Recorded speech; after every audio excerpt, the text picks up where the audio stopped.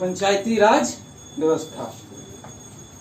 चलिए, पंचायती राज व्यवस्था ये शक्ति का विकेंद्रीकरण पर आधारित। अगर कभी एग्जाम में क्वेश्चन आ जाए पंचायती राज व्यवस्था के मुख्य उद्देश्य क्या है, एक तो क्या है, शक्ति के विभाजन पे विकेंद्रीकरण, शक्ति का विकेंद्रीकरण। इसके तहत क्या बोलता है कि गांव जो एरिया है वहां पर स्वशासन का अधिकार दिया जाए। और सही बात है कि गांव का जो प्रॉब्लम है गांव के लोग अच्छा से समझेंगे, प्रधानमंत्री मुख्यमंत्री थोड़ी ना समझेंगे। इसीलिए पंचायती राज का व्यवस्था किया गया था। सबसे पहले पंचायती राज का जनक किसको माना जाता है? स्थानीय स्वशासन। कौन थे? स्थानीय स्वशासन। जवाहरलाल नेहरू थे। क्या बोल रहे हैं फालतू बात? Lord Ripon. स्थानीय स्वशासन का जनक क्वेश्चन आएगा। स्थानीय स्वशासन का जनक किसको कहा जाता है? लॉर्ड रिपन को। किसको? Lord Ripon. कब किए थे? 1882 में किए थे। 1882 फ्रांस का भी किया था। तो स्थानीय स्वशासन के जनक बाद में किसको बोला जाता है? लॉर्ड रिपन को। चलिए, ये तो पहले कहानी था। 1947 में देश स्वतंत्र हो गया ना। 1947 में देश स्वतंत्र हो गया। और गांधी जी का क्या उद्देश्य था? ग्रामीण स्वशासन पर सबसे ज्यादा बल कौन देते थे? गांधी जी देते थे। नेहरू जी का भी मानना था ग्रामीण स्वशासन पर हम लोग को बल देना चाहिए। इसी उद्देश्य से, लेकिन एक क्वेश्चन और याद रखिएगा, जब एक बार स्वतंत्रता के बाद जब एक बार बहस हो रहा था संसद में, तो नेहरू जी लोग पक्ष में थे कि ग्रामीण स्वशासन यानी पंचायती राज को लाया जाए, लेकिन अंबेडकर जी इसके विपक्ष में थे। तो अभी अगर कभी क्वेश्चन आ गया कि कौन से नेता थे जो कि पंचायती राज के विपक्ष में थे, तो अंबेडकर जी। क्यों थे? उसके पीछे रीजन है। अंबेडकर जी का मानना था कि गांव में भी जागरूकता उतना आया नहीं है। बोले विचार तो आप लोग का सही है, लेकिन गांव में भी जागरूकता है क्या है? कमी है। अगर वहाँ पंचायती राज डालिएगा तो फिर से क्या हो जाएगा? जमींदारी व्यवस्था फिर से आ जाएगा एक तरह से। सारे मुखिया प्रधान कौन बनेगा? फॉरवर्ड क्लासेस बन जाएंगे और वही लोग फिर से क्या करेंगे? शोषण करेंगे। तो वो इसके विपक्ष में थे। लेकिन नेहरू जी समझ रहे थे जब तक गांव में विकास नहीं हुआ, ग्रामीण विकास नहीं हुआ, तब तक देश का विकास संभव नहीं है। तो इसलिए वो क्या बोले कि इसको एक काम करते हैं, आप भी खुश और हम भी खुश। तो नीति निर्देशक तत्व अनुच्छेद कौन सा? 40।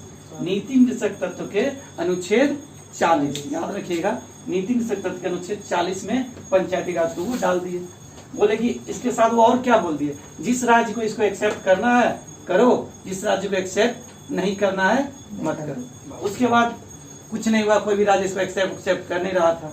फिर 2-3 कार्यक्रम भी चलाए। 1952 में, 1953 में 2 कार्यक्रम चला। एक सामुदायिक विकास परियोजना कार्यक्रम था, एक था राष्ट्रीय प्रसार कार्यक्रम। 2 कार्यक्रम चलाए, लेकिन दोनों कार्यक्रम क्या हुआ? असफल हो गया। ग्रामीण विकास के लिए ये सारे कार्यक्रम से असफल रहे। फिर क्या हुआ? 1957 नेहरू जी जान रहे थे जब तक गांव में स्वशासन नहीं आएगा, जब तक गांव का विकास नहीं होगा, तब तक कुछ नहीं हो सकता।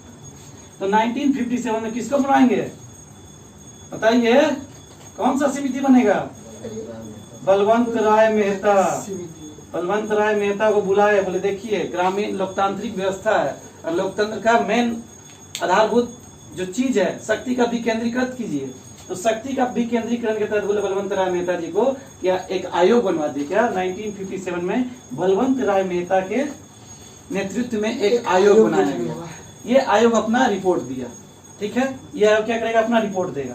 तो ये आयोग बोला कि जो पंचायती राज है उसको 3 स्तर पे लागू कीजिए। क्या बोले? क्वेश्चन भी आएगा, त्रिस्तरीय। कौन सा? त्रिस्तरीय व्यवस्था किसने दिया था? तो बलवंत राय मेहता। और भी जो लागू है त्रिस्तरीय व्यवस्था इन्हीं से लिया गया। तो याद रखना है, बलवंत राय मेहता त्रिस्तरीय व्यवस्था दिए थे।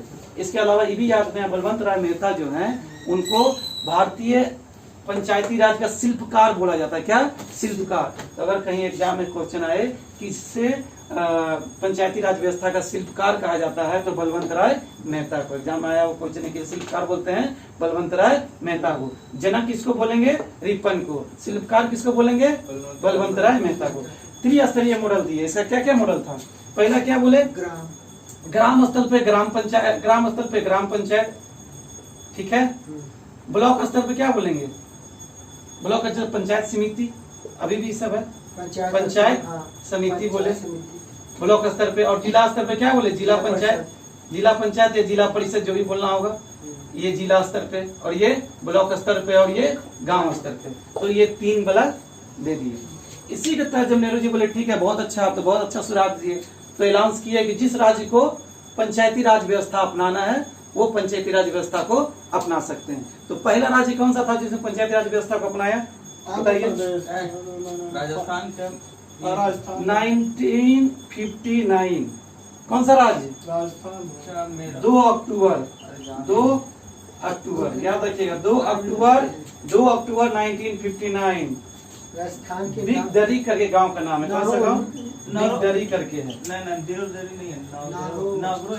नोट्स में देखे तो कौन सा गांव है? नागौर जिला। नागौर जिला का नाम है नागौर, हाँ। गांव का नाम है बिगदरी या बिगदरी करके है, ठीक है। और इसका नाम है नागौर।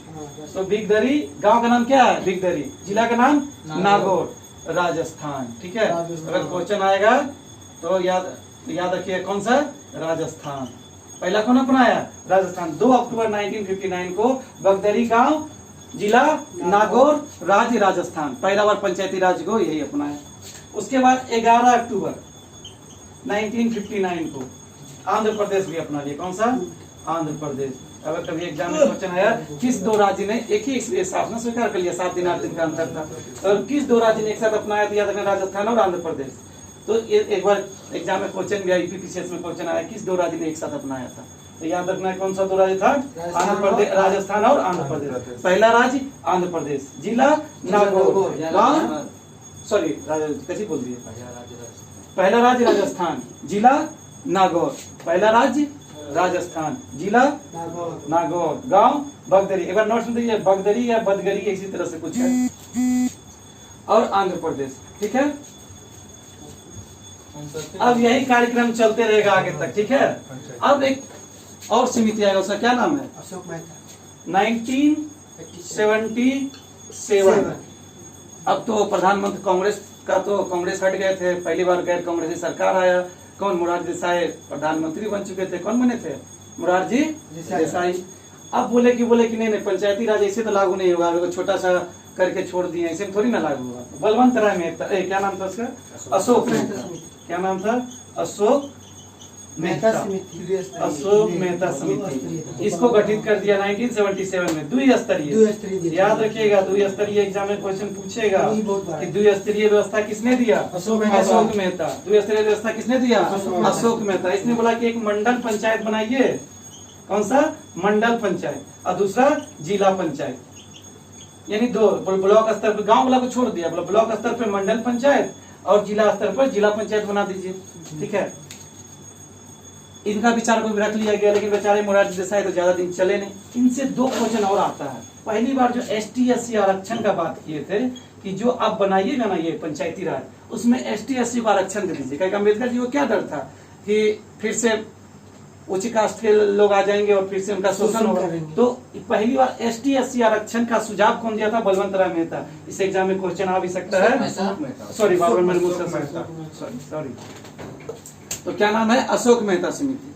तो अशोक मेहता समिति जो था पहली बार ST/SC आरक्षण सुझाव दिया। इसके अलावा क्या बोला कि ग्राम न्यायालय गठन का भी सुझाव दे दिया। तो 2 इंपोर्टेंट क्वेश्चन यहाँ से, ग्राम न्यायालय गठन और ST/SC सुझाव, आरक्षण का सुझाव और द्विस्तरीय व्यवस्था दिए है। फिर से देख लिया, अशोक मेहता 1976। द्विस्तरीय व्यवस्था, पहला बोला मंडल पंचायत और जिला पंचायत। इसके अलावा बोले कि ST/SC को आरक्षण का सुझाव दिए। इसके साथ क्या किए? बोले कि ग्राम न्यायालय की स्थापना का बात भी वो किए, सुझाव दिए ग्राम न्यायालय का भी स्थापना होना चाहिए, ठीक है। अशोक मेहता समिति में ज्यादा दिन तो रहे नहीं मोरारजी देसाई, चलो बस। फिर आए कौन सा? 1985 में राव समिति। राव समिति, इससे कोई क्वेश्चन एग्जाम में नहीं आता है, ठीक है। 1985, ठीक है, 1985। तो 1985 में राव समिति, बस याद रखना है 1985 में एक समिति बना था जिसका नाम था राव समिति। और राव समिति से क्या क्वेश्चन आ सकता है? कब बना था? 1985 में। किससे संबंधित है? तो पंचायती राज से। चलिए ये हो गया। इसके बाद थोड़ा आगे बढ़ जाते हैं 1986 में। कौन सा? LM सिंघवी समिति। LM सिंघवी, यही है ना? तो LM सिंघवी समिति बहुत इंपोर्टेंट समिति है, बहुत बार एग्जाम में क्वेश्चन आया। ये भी क्या दिए? बोले कि त्रिस्तरीय ही सही है। क्या बोले? त्रिस्तरीय। अगर क्वेश्चन आया LM सिंघवी समिति ने कौन सा व्यवस्था बोला था? त्रिस्तरीय बोले थे। लेकिन ये 2 और इंपोर्टेंट सुझाव दे दिए। क्या सुझाव दिए बताइए? एक तो बोले कि राज्य निर्वाचन आयोग। क्या बोले? राज्य निर्वाचन आयोग का गठन कर दीजिए। राज्य निर्वाचन आयोग का गठन कर दीजिए। इसके अलावा जो ग्राम न्यायालय का गठन का बात ये भी किए, त्रिस्तरीय व्यवस्था का बात ये भी किए। ये एक और चीज कुछ दिए थे, याद है कुछ? ग्राम न्यायालय गठन, ग्राम न्यायालय गठन तो ये भी दिए थे और ये भी दिए। क्या? संवैधानिक दर्जा के लिए। हाँ, यही से चालू होता है संवैधानिक दर्जा। क्या है? संवैधानिक दर्जा। अभी तक क्या हो रहा था कि तो कानून उन्होंने बना रहे थे, कोई फर्क, कहीं संवैधानिक दर्जा तो मिला नहीं था, कोई राज्य बाध्य तो था नहीं कि हमको लागू करना है, तो कोई इस पे ज्यादा ध्यान दे ही नहीं रहा था। तो पहली बार जो संवैधानिक दर्जा देने का कार्य किए, वो मतलब सुझाव दिए, कार्य तो नहीं करेंगे, संवैधानिक दर्जा देने का सुझाव कौन दिए थे? LM सिंघवी समिति। कौन सा? LM सिंघवी। तो त्रिस्तरीय व्यवस्था कौन दिए? वो भी LM सिंघवी दिए। राज्य निर्वाचन आयोग का गठन का बात कौन कर दिए? LM सिंघवी कर दिए। और संवैधानिक दर्जा का मांग कौन कर दिए? LM सिंघवी समिति कर दिया है। ठीक है। और इसके अलावा ग्राम न्यायालय का वो भी बात किए थे, और पहले जो थे अशोक मेहता वो भी किए थे। अब एक और समिति बनेगा, क्या समिति का नाम है? थुंगन समिति। PK थुंगन, PK थुंगन समिति। 1989 में PK थुंगन समिति। कौन सा समिति? PK थुंगन समिति। कौन सा समिति? PK थुंगन समिति। कौन सा समिति ध्रुव? PK थुंगन समिति। कब? 1989। करू याद आ रहा ना? इस बार भी पार। चलो ठीक है। तो PK थुंगन समिति, ये भी कुछ ज्यादा मांग नहीं किए, तो बस इतना बोले कि संवैधानिक दर्जा देने की मांग ये भी किए। ये बोले कि जब तक संवैधानिक दर्जा नहीं दीजिएगा तब तक पंचायती राज व्यवस्था लागू नहीं होगा।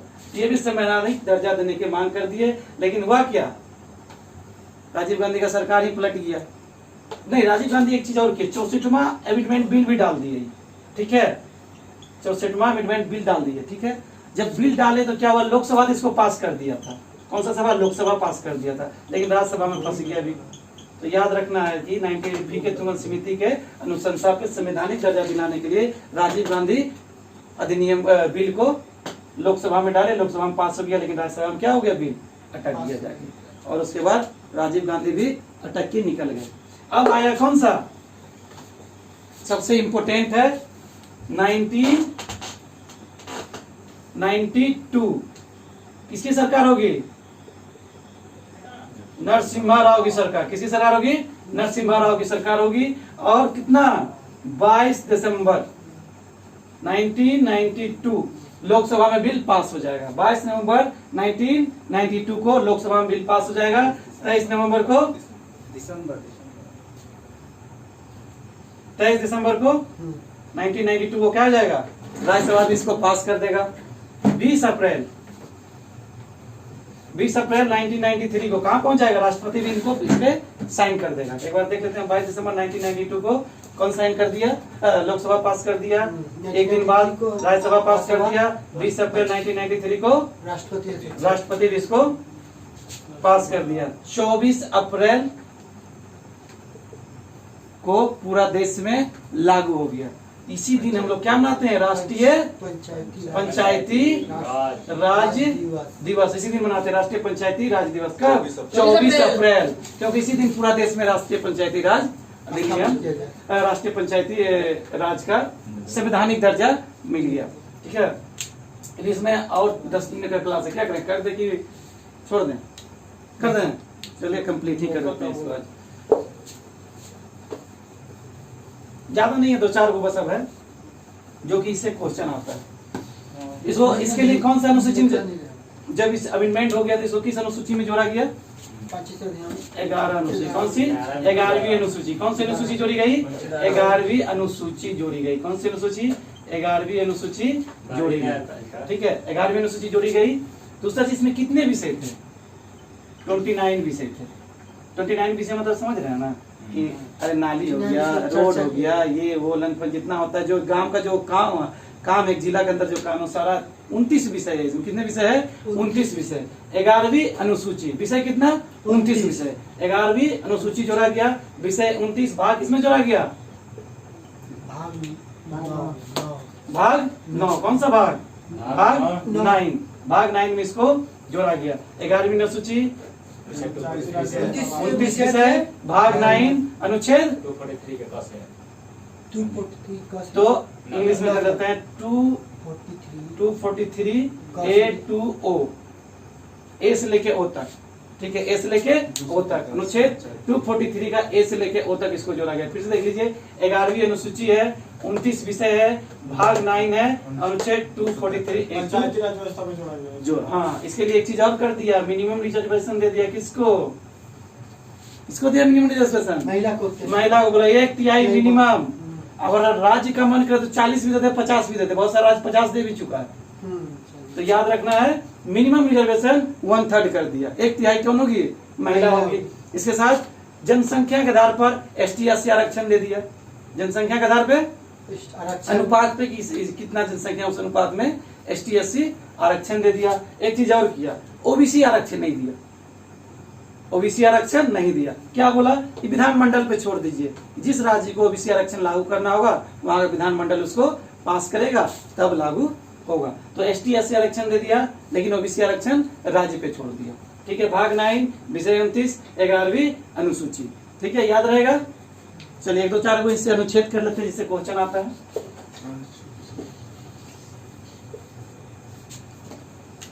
क्या है 243 ए, क्या है इसमें परिभाषा। तो 243 का ए में क्या है? परिभाषा है। क्वेश्चन एग्जाम में आता है, अगर पंचायती राज का परिभाषा कहाँ मिलेगा? 243 का ए में मिलेगा। नहीं सॉरी, 243 में, ओनली 243 में परिभाषा, 243 में परिभाषा। 243 का ए में क्या मिलेगा? बहुत इंपॉर्टेंट क्वेश्चन है। ग्राम सभा का गठन, ग्राम सभा का गठन। कौन सा? ग्राम सभा का गठन, ग्राम सभा का गठन। तो याद रखना 243 का ए क्या है? ग्राम सभा का गठन। 243 का ए ग्राम सभा का गठन। 243 का बी क्या है? पंचायती राज का गठन, पंचायती, वही त्रिस्तरीय पंचायती राज का, पंचायती राज का गठन। ठीक है, त्रिस्तरीय पंचायती राज का गठन कौन सा है? तो याद रखना है 243 का बी, 243 का बी। 243 का सी क्या है? छोड़िए, छोड़ दीजिए, वो ज्यादा याद नहीं होगा फिर आप लोग। 243 का डी कर लेते हैं, डी इंपोर्टेंट है। क्या बोलता है डी? आरक्षण। तो वही कि बोला कि आरक्षण देंगे। कौन कौन सा आरक्षण है? ST है, SC है, महिला रिजर्वेशन है। जितना आरक्षण का व्यवस्था किया गया पंचायती राज में 243 के डी के तहत किया गया। अगर एग्जाम में क्वेश्चन आया कि पंचायती राज व्यवस्था में ST SC आरक्षण हो या फिर महिला आरक्षण हो, किस अनुच्छेद के तहत दिया जाता है? 243 का डी के तहत। डी। 243 का क्या बता सकते हैं आप लोग? क्या है के? तो बहुत इंपॉर्टेंट क्वेश्चन है। राज्य निर्वाचन आयोग, राज्य निर्वाचन आयोग, राज्य निर्वाचन आयोग। 243 का के, 243 का क्या बोला? राज्य निर्वाचन आयोग का गठन। 243 का के, राज्य निर्वाचन आयोग का गठन कौन करेगा? 243 का के, 243 का के, राष्ट्रीय राज्य निर्वाचन आयोग, राज्य निर्वाचन आयोग। इसी ना चुनाव ना कौन करवाएगा? राज्य निर्वाचन आयोग। 243 का के, 243 का आई बता सकते हैं, बहुत इंपॉर्टेंट है, बताइए। राज्य वित्त आयोग, आई बोलते हैं, वन समझिएगा। वित्त, राज्य वित्त आयोग, वित्त आयोग, राज्य वित्त आयोग याद रखिएगा। कौन सा? राज्य, राज्य वित्त आयोग, राज्य वित्त आयोग। 243 का आई, 243 का आई क्या है? राज्य वित्त आयोग। 243 का आई क्या है? राज्य वित्त आयोग। अच्छा, एक छूट गया ना बीच में, सब जोड़िए दीजिएगा, 3 मिनट तो सुना दिए। इम्पोर्टेंट है करो। 240 चलो बोल देते हैं, लिखते नहीं। 243 के एच के तहत जो है, हम लोग सुनता होगा कि ग्राम पंचायत में टैक्स लगाता है, कि नाला पे टैक्स लगा दिए, रोड पे टैक्स लगा दिए। तो कर लगाने का जो सीन है वो एच में है। टैक्स किस में लगाएगा? 243 का एच के तहत पंचायती राज कर लगाता है। और 243 आई के तहत क्या करता है? वित्त राज्य वित्त राज्य वित्त आयोग का गठन करता है। चलिए 1 2 और कर लीजिए, खत्म है बस। इसके बाद आता है, एक है एल और एक है एम। एल एम, एल बोलता है कि राज्य क्षेत्र में लागू होगा, जो भी राज्य क्षेत्र है उसमें लागू होगा। और एम क्या बोलता है? 3 राज्य में लागू नहीं होगा। कौन को? तो बहुत इंपॉर्टेंट क्वेश्चन अगर पूछ दिया कि किस 3 राज्य में पंचायती राज व्यवस्था नहीं है, तो याद रखना है अरे यार मार्कर बार बार कम पड़ गया। नागालैंड, मिजोरम और मेघालय। नागालैंड, मिजोरम और मेघालय। नागालैंड, मिजोरम, मेघालय। इसके अलावा देखिए दार्जिलिंग और मणिपुर जो है उसके कुछ पर्वतीय क्षेत्र पे भी लागू नहीं होता है, लेकिन राज्य याद रखना है नागालैंड, मिजोरम और मेघालय में पंचायती राज व्यवस्था लागू नहीं होता है। अनुच्छेद 243 का एम मतलब मना, तो मना कहाँ पे है? तो नागालैंड, मिजोरम और मेघालय में। ठीक है, चलिए एक ओ कर लेते हैं, लास्ट है क्या है ओ। ओ में क्या बोलता है बता सकते हैं? ओ बोला जो भी निर्वाचन संबंधी मामला होगा, ठीक है, कोर्ट में आप इसको नहीं ले जा सकते। ठीक है, तो निर्वाचन संबंधी मामला को क्या न्यायालय से वर्जित कर दिया, किसको? न्यायालय से वर्जित कर दिया, न्यायालय से वर्जित कर दिया। तो याद रखिएगा 243 के ओ के तहत इसको निर्वाचन से वर्जित कर दिया। चलिए एक दो और टर्म है, थोड़ा समझ लीजिए। सीटों में डालना है काल भैया, सीटों में डालना कि नहीं? ब्लैक कलर जा रहा है यूट्यूब में, तुम टेंशन मत लो, कल कट जाएगा तेरा वीडियो। 3 को यही से तला सवाल चलो ठीक है। अच्छा ग्राम सभा क्या होता है देख लो, याद रख लो, क्वेश्चन आ जाएगा ग्राम सभा। क्या ग्राम सभा?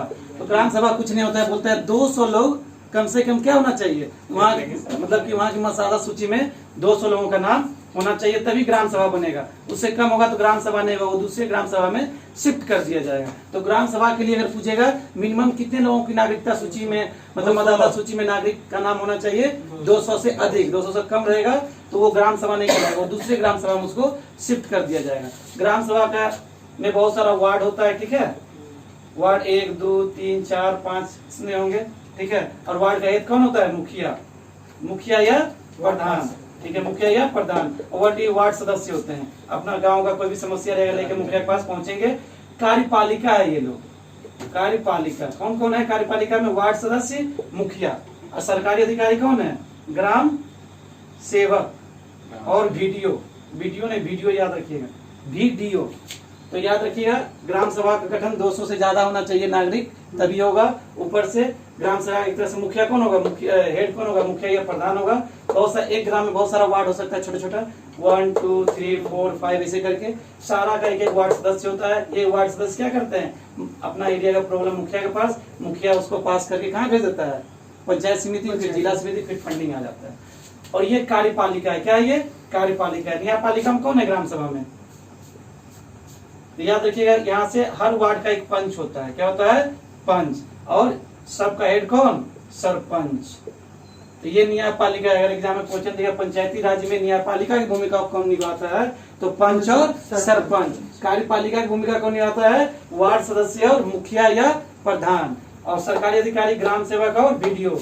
यहाँ पर तो फिर सेम ही रहेगा, आगे चल जाएगा। पंचायत स्तर पर जाएगा तो वीडियो हो जाएगा, और जिला स्तर पर जाएगा तो सीईओ, चीफ एग्जीक्यूटिव ऑफिसर हो जाएगा। तो उसको छोड़िए, बस इतना है। ये तो बस समझाने के लिए बोल दिए थे ग्राम सभा गठन कैसे होता है। चलिए आज क्लास को यहीं पे समाप्त।